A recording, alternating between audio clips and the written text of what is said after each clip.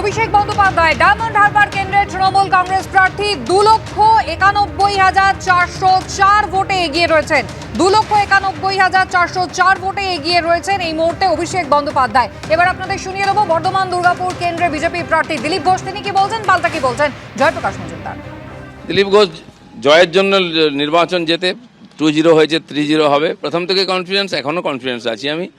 আর বোঝাই যাচ্ছে সাধারণ মানুষের মুডও তাই আছে।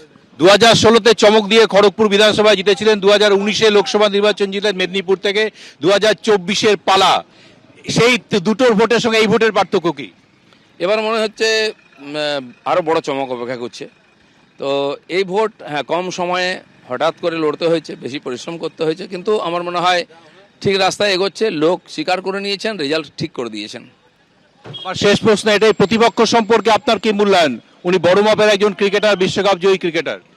দেখুন, ক্রিকেটার কি কোথায় সে আমার জানা নেই। গতবারে ওনার জামানত বাজেয়াপ্ত হয়েছে ধানবাদে কংগ্রেসের থেকে, সেজন্য পার্টি চেঞ্জ করেছেন। টিএমসিরও উপায় নেই, লোক পাচ্ছে না, তাই ওনাকে ধরে নিয়ে এসছে। কিন্তু সব বেকার পরিশ্রম। বর্ধমানের মানুষ বোধহয় যেরকম খুঁজছিলেন সেরকম সুযোগ পেয়েছেন, এত মন খুলে ওরা ভোট দিয়েছেন, সেজন্য রেজাল্ট ঠিকঠাকই হবে। পশ্চিমবঙ্গের নিরিখে সিপিএম আবার পরম শূন্যতা প্রাপ্তি করতে চলেছে এবং সিপিএম যে এই রাজ্যে সম্পূর্ণ অপ্রাসঙ্গিক দল, সেটা ফলাফল শেষ হলে আবার প্রমাণিত হবে। কংগ্রেস টিম করে জ্বলতে পারে, আবার তাদের সেই আলো নিভেও যেতে পারে। এখানে যা দেখা যাচ্ছে তৃণমূল কংগ্রেস এবং তৃণমূল কংগ্রেস। আর একটু দূরে অল্প কিছু হয়তো আসন পেতে পারে বিজেপি, সেইটা এই পশ্চিমবঙ্গের ক্ষেত্রে নিশ্চিত।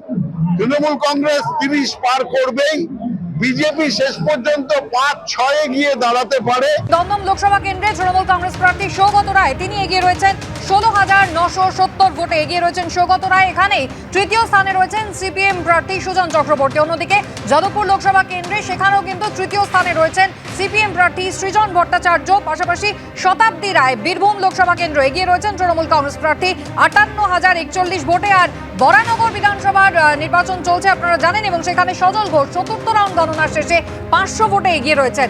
একদিকে যখন সেলিব্রেশনের ছবি তৃণমূল কংগ্রেসের বিভিন্ন জায়গায়, তার পাশাপাশি একেবারে বিজেপির দপ্তর কিন্তু শুনশান। আবির দত্ত সরাসরি রয়েছেন আমাদের সঙ্গে। আবির,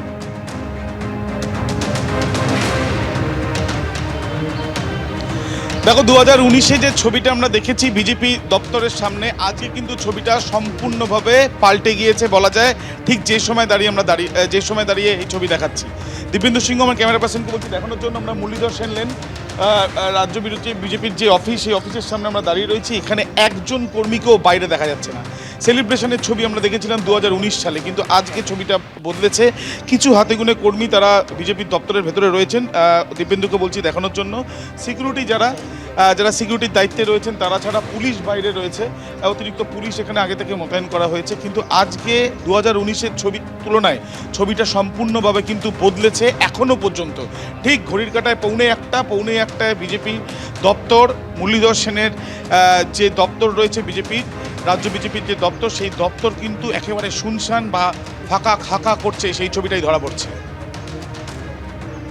একেবারেই আবির, ধন্যবাদ।